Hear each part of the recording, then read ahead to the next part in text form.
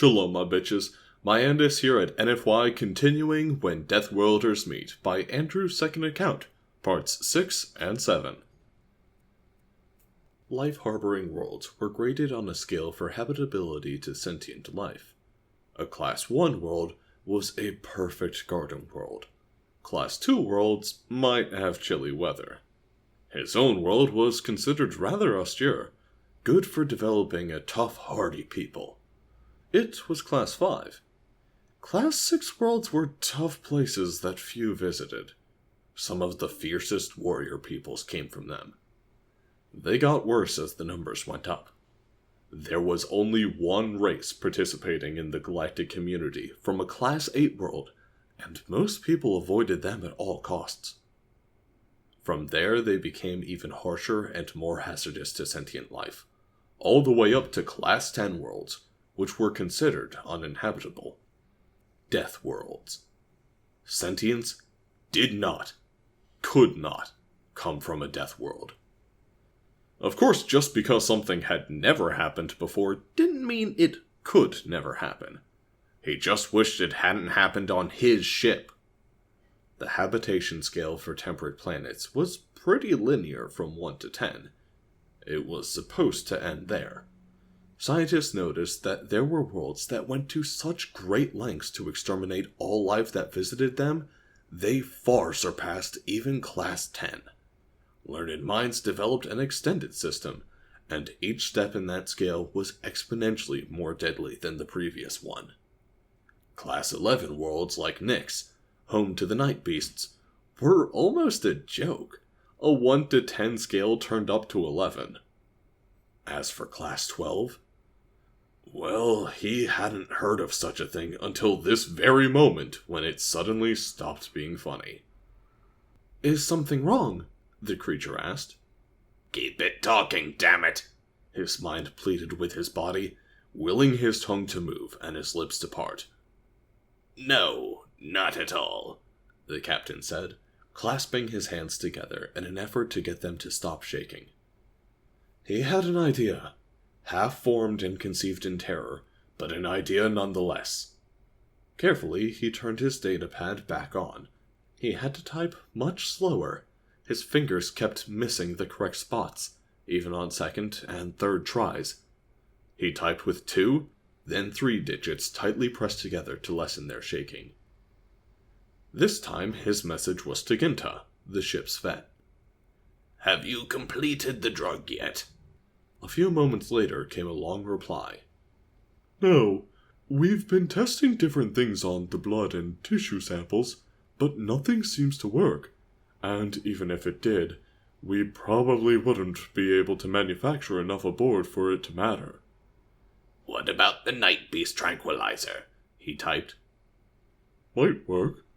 The two are similar. High metabolic rate, blood based on iron-carrying oxygen, other things. Or it might do nothing at all." She was damn right they were similar. But if it didn't work... "How many doses do we have left?" "Only 2. If the human is compliant, it only makes sense to save them in case we need them for her." He let out a slow breath of air, closed his eyes, and concentrated. She was right, of course. This thing, less than a meter from him, was compliant for the moment. Pointing a weapon like a dart gun at it would almost certainly trigger it to kill. Unlike a night beast, there was no possible way a creature as smart and advanced as this would not know what a gun was. And the ship was too small to allow for it to be shot at the relative safety of a great distance. In these confines, he had no doubt the thing could kill or disarm, literally, an attacker faster than anyone aboard could even pull a trigger. And all that was assuming the night beast sedative could even work. He could also forget locking it in its cabin. For one, it could probably beat down the thin door without too much trouble.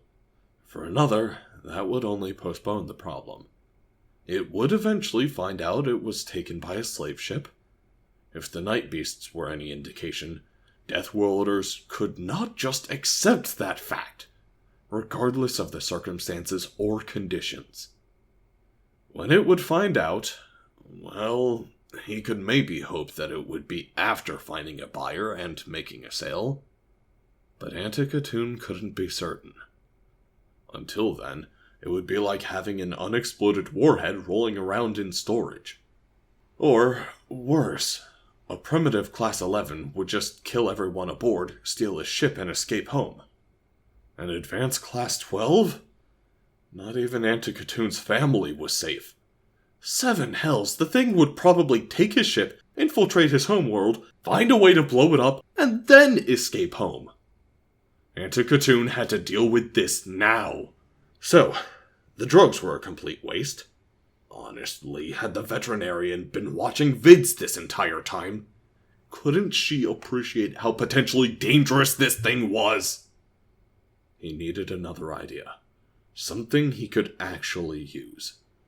He might be able to think of a way to fool it, to take advantage of its current willingness to cooperate, in order to eliminate it as a threat. That meant a battle of wits with a being whose race had intelligence as its only natural weapon. An intelligence which allowed them to evolve on, survive on, thrive on, and, probably like most sentients, dominate on its homeworld. And that homeworld was a death world. They were all going to die painfully. I agree with your assessment.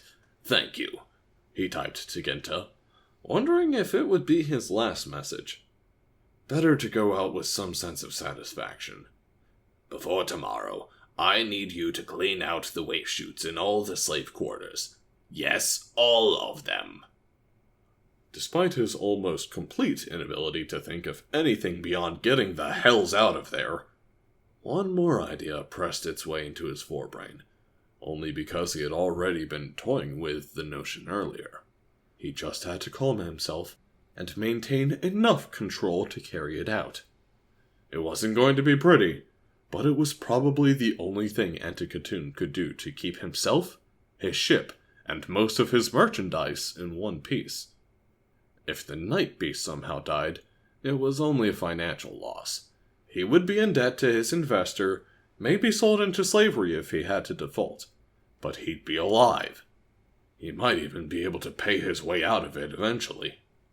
On the other hand, if the human died, he would build a shrine to the 5 Lords of Heaven. Regardless of the outcome, he saw no other choice. I want to give you a tour of the ship, he smoothly told the creature. How does that sound? Yeah, sure, said the thing. The captain swallowed his sigh of relief.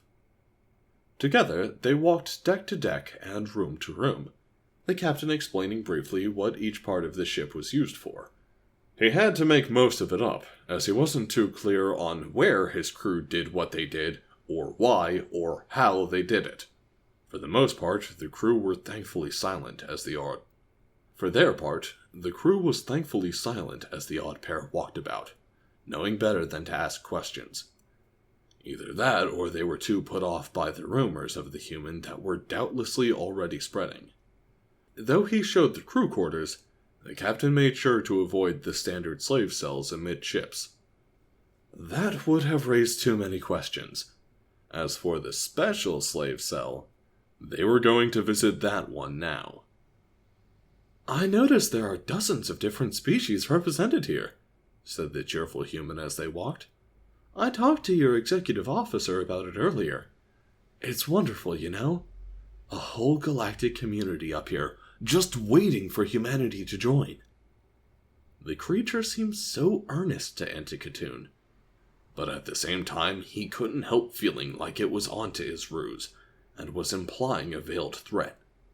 He could imagine it smiling as it happily slaughtered its way through every living thing aboard, all the while saying how much it wanted to meet his whole community. Oh, yes, there are more than a few races aboard, the captain agreed. We cannot wait for people as nice as you to join us either. In fact, as a representative of your people, I think it's extremely important that you meet all of the races of the galactic community. I can't do much about the ones we don't have aboard here. How many are there? Other races in the galaxy? The captain's pace staggered. Was it normal for the creature's people to interrupt, or was it trying to throw him off? Well, I don't know for sure, he replied slowly. What about on this ship? 26 different races, I believe, he replied, though the numbers change so frequently. In truth, he had no idea, but the thing had said he'd seen dozens aboard, so... The human nodded, and they continued on their way. As I was saying, it will be important when you return to your kind to have fully interacted with as many different races of people as possible. There is someone special I want you to meet. How's your night vision? The captain asked, opening a door to a darkened room at the base of a large ramp. Captain Antikatoon held his breath. The thing's next answer would doom him or save him. Not good, he said. Why? Antikatoon thanked every god, lord, and demon he could think of. Because we're going in here to say hello, he said, gesturing for the human to enter the pitch-black cargo hold. As the human entered, Antikatoon remained a pace behind. It's dark in here because she's nocturnal. She won't mind being woken up to meet you, though. No, not at all. Let me find the light switch. 1 second. Where is it? Maybe over here? The cargo bay door slammed shut in front of him with a reverberating thud, trapping the human on the other side with the night beast. Aranis awoke with a start. The takers were back. She was sure of it before she even opened her eyes. Back to inflict more misery. After they took her, the first time they came to her cell, they brought her a prisoner's ration, a hand-sized portion she supposed was meant to last a full night. They gave her a thin, pasty, foul-smelling gruel, made from naught but roots and leaves. It barely filled her stomach, for a time, and did little else. She could probably digest 1/10 of it, perhaps. They'd stopped feeding her after that night, instead coming only to talk, then scream at her. They offered more gruel for cooperation. When she refused to respond, they tormented her with water as freezing as a stream from the high country, and more forceful than the western Paratana River. By the 3rd day, she was weak and delirious with hunger. She would have killed them had she the chance, to be sure. Not only would their behavior have warranted death were they her own kind, but these were the monsters of her childhood. Everyone in her land had been taught about the takers since they were children. Never travel, play, or hunt alone, they said. They will find you and steal you away, never to be heard from again. If you're lucky, they said, the takers would kill you before they take you, and only your body would be lost. But if they killed you in the sky, your immortal soul would be doomed to wander from star to star, searching for home. Only one person had ever gotten away from them, and Aranis was no Marchioness Captain General Ilmanico. She remembered seeing her orations as a young girl, and hearing all the stories. She remembered rolling her eyes, and not just thinking, but knowing they were fables, and tales of fancy meant to keep children from getting lost or hurt. By the Almighty, how wrong she was. One thing she did not expect, however, was that she would have to eat her childhood monsters just to survive. That was unexpected. The worst part was how they upset her stomach, honestly, and tasted of 6 different kinds of foulness. Still, suffering from indigestion and ill humors had to be better than starving to death, or going blind from lack of meat. It wasn't an ideal solution. The things were tall, but terribly skinny, and most had thick layers of fur or feathers. That meant there wasn't much food to be had. Perhaps enough good meat on each for 3 steak pie suppers, and from the gristle, maybe another 2 blocks of head cheese or a dozen rings of black pudding. That was the best case scenario, but quite a bit of the leftovers had started to turn. She, of course, had to dine without the benefit of a proper butcher's preparation. Part of her wondered if that made her a cannibal, but the rest of her didn't give a damn. She was mad with hunger when she'd accidentally killed the first one, hungrier when she ate it, and knew she would be hungry again when she killed its friends. Were they people just because they could talk? She doubted it. They didn't look like people. They looked like scared cattle, or seafood that could walk. Would she have eaten a talking fish if she was hungry enough? Apparently so. On the 6th day, like every day before, someone came to yell and blast her with frozen water until her flesh was raw and torn. She realized something important in that moment. The water had pounded Aranis while she huddled like a formless mass of rotwood, pressed against the ground over the corpses of her enemies, holding their bones, skin, and offal tight to her chest to stop their sustaining remnants from washing away. She knew she had become an animal, a fearsome, unintelligent beast, concerned with nothing but survival. That knowledge had brought a kind of peace. They thought of her as an animal, caged her like an animal. So she would stop fighting it and become an animal. She cursed them all the way to the Demon King himself, and for her troubles, screamed herself hoarse in the process. She knew better than to say anything that could be remotely useful to them. Nothing could help her now, least of all dignifying them with any real response. She had trained as a home guardswoman since her 12th year, been a sapper since her 15th, and a longbowwoman since her 18th. She had studied for countless fortnights to earn those positions, and those vellum texts had etched themselves into her mind. The first rule of being captured by the enemy was to give them nothing, and tell them nothing, because they would use everything against you. And now they had woken her up to torture her yet again. After 2 whole nights and days of peace, she had begun to faintly hope that they had had their fill of inflicting suffering. In the intervening nights, she had barely enough time to dry and redress her rooms from the torn remnants of her chemise. It had been too much to hope for. Holding herself, she began to shake in place, clenching her teeth and squeezing her eyes shut to hold back the tears. Aranis would not let them see her suffer. She slowly opened her eyes. Listening to their noises, she again accepted her fate. The witchfire wall between her cage and the surrounding room would let in things like water and sounds and probably arrows, but none of the same could she send outwards, nor could she be heard. "Think there's some kind of mistake here," she could hear someone say. His voice, his real voice, not the one the imp they put in her ear used, sounded different from the others. It reminded her of barking, higher pitched than theirs, but still sounding deep to her, like a man's. She had never seen it before, but the new visitor looked almost like a proper gentleman, though his legs were too long and straight, and his face was a bit odd. He looked much more normal than the other monsters, and much more approachable, more personable. If he was indeed a monster at all, and not something else entirely. Whatever it was with the takers, and she would kill it.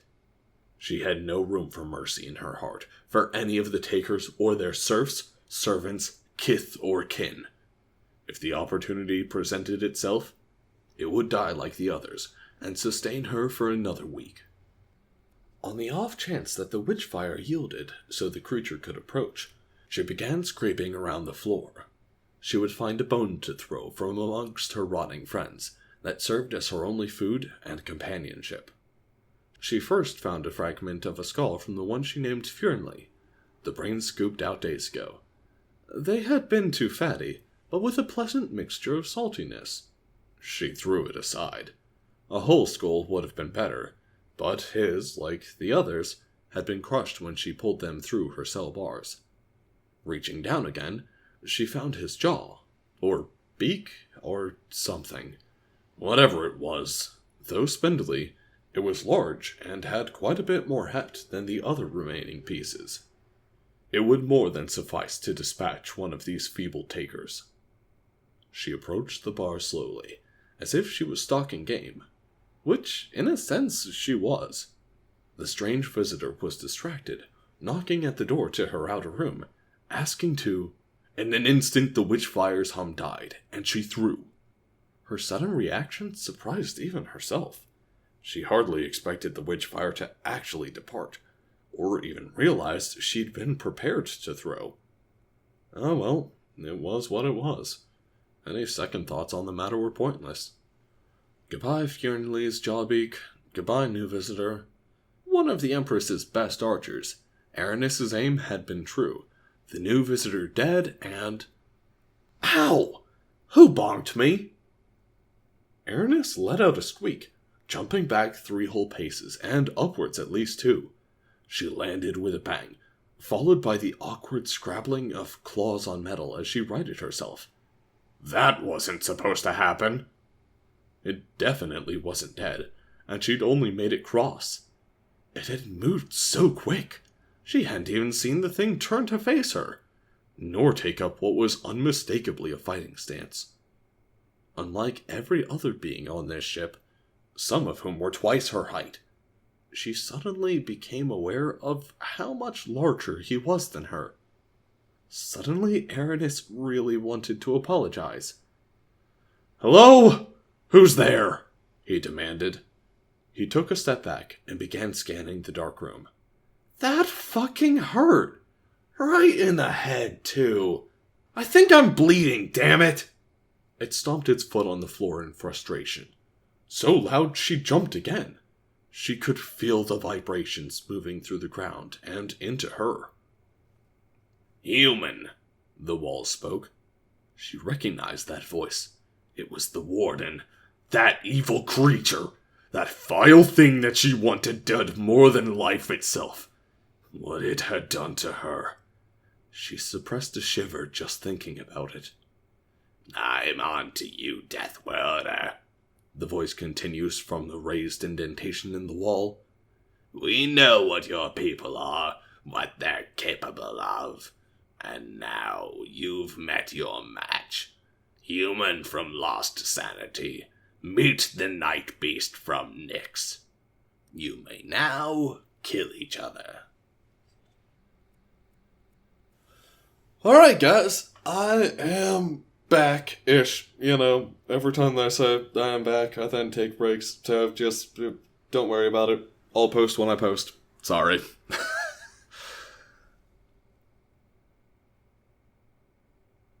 So, I did want to post stuff over Christmas break, but I got sick about halfway through. I decided to take a week off because, hey, Christmas break. So good. Just finished finals. Did a really fucking good job with it.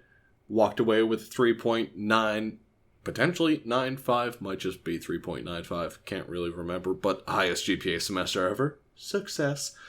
And then, as soon as I started trying to prepare for this, I got sick, threw up, and couldn't really speak for the next week and a half, and then school started back up, so I've been doing stuff with that. But hey, now I'm back into a measure of a rhythm and routine. We'll see. Hi! Alright, guys. If you enjoyed it, please leave a like. If you have something you want to talk to me about, leave it in the comments. If you want to see more of my stuff, subscribe. And if you would like to be notified of everything that I put out, go ahead and hit the bell icon on the side. Have a nice one, y'alls.